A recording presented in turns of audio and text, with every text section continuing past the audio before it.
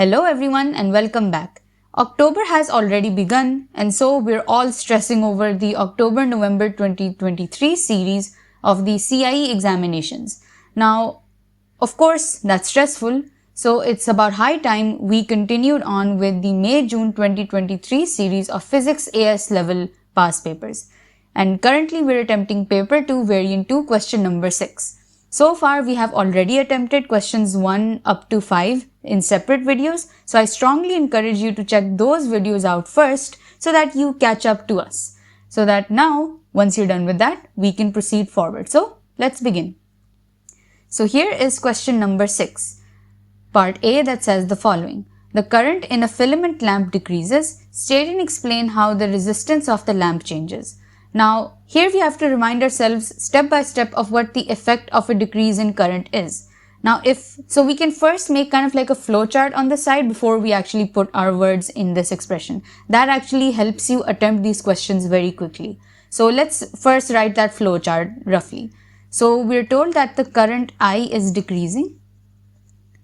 So the first thing that comes to our mind is that, okay, if the current is decreasing, then fewer charges would be flowing. Fewer charges flowing.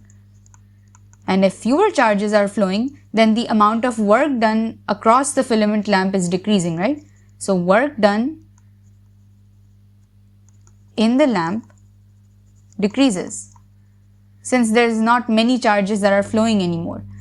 And if the work done is decreasing, then that means the voltage across that lamp will also decrease, right?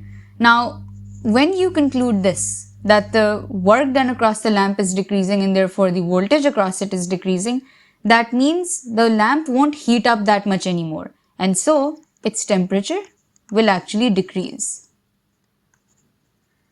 And this is where we remind ourselves that when the temperature is decreasing, that actually causes a decrease in the resistance of the lamp as well. Because we know that when temperature is decreasing, the atoms inside the metal or any conductor for that matter, the atoms inside don't vibrate that vigorously anymore. And if they're not vibrating that much vigorously, then that means its own resistance to the flow of charges decreases. And so a temperature decrease because of that current decrease is what's going to lead to the resistance decreasing, right? So now that you have your answer explained in a flowchart form, we can now kind of sum everything up and present it in the above question in better phrasing. So first part is to state how the resistance changes, which we've concluded that the resistance decreases. And to explain why it's decreasing, it is because a decrease in current leads to a decrease in temperature. If this part was more than 1 marks, then we might have wanted to include all the other details. But since this is just a 1 mark question, just directly explaining or just directly mentioning that if temperature decreases what's causing the resistance to decrease, that much should be enough, right? Now let's go to the next part. So here we have part B. A cylindrical wire has length L and resistance R. The total number of free electrons or charge carriers contained in the volume of the wire is capital N. Each free electron has charge E. The potential difference between the ends of the wire is V. Determine expressions in terms of some or all of the symbols E, L, N, R and V for part I, the current in the wire. They don't really expect us to use all of these quantities, so we can use a few of these if we have to. And in this situation, we do in fact, because you might be inclined to think that, okay, we remember the formula for current, that's I equals Q over T, but here you don't really have the amount of charge flowing, the time, right? So this wouldn't work here. Instead, you could remember another version of current that can be written in terms of the potential difference V and the resistance R. That basically comes from Ohm's law, which the formula for resistance that itself arises from Ohm's law, which states that the resistance is V over I. So just a rearrangement of this would give you the expression of current in terms of V and R as V over R. So that would be your answer here. Now let's look at the next part. Part 2 says we have to determine the average drift speed of the free electrons. Now, we already know that there is an existing formula that relates the average drift speed of free electrons, let's call that lowercase v, with the current flowing through a conductor, let's call that current I. That is I equals N capital A Q V, where I is the current, capital A is the cross-sectional area of the conductor. So I want you to picture that cross-sectional area like so. Because if you look at the question, they have already told you that it's a cylindrical wire. So it makes sense that we can draw that conductor like this with cross-sectional area A, length L, right? So capital A is that cross-sectional area, Q is the charge of the electrons, and then V is that drift speed. Now, we want to write the expression for V, so let's actually make V the subject of the formula. We get I equals NAQ. Now, we could have left our answer here, but we have to basically rewrite this expression in terms of the quantities given here, E, L, N, R, and V. Now, we can make simple substitutions wherever we can. We can immediately replace the charge Q with the charge E, in which case I get V equals I over NAE. We have already expressed the current I in terms of V and R, V over R. We can make that substitution too.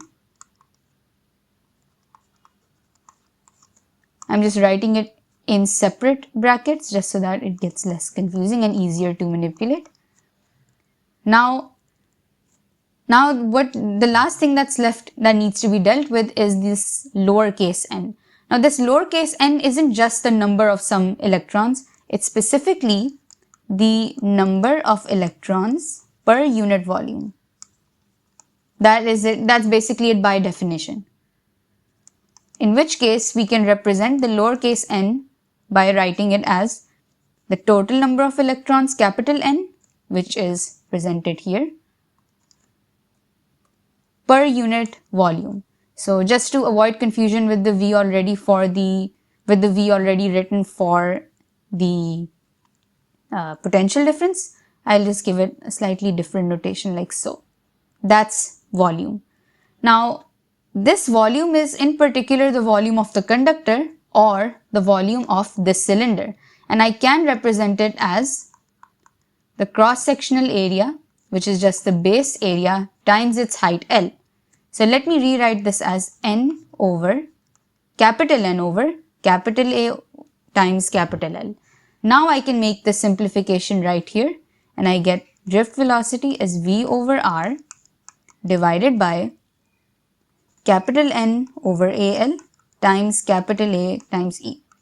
I can cancel out these capital A's and I'm left with V over R divided by NE over L.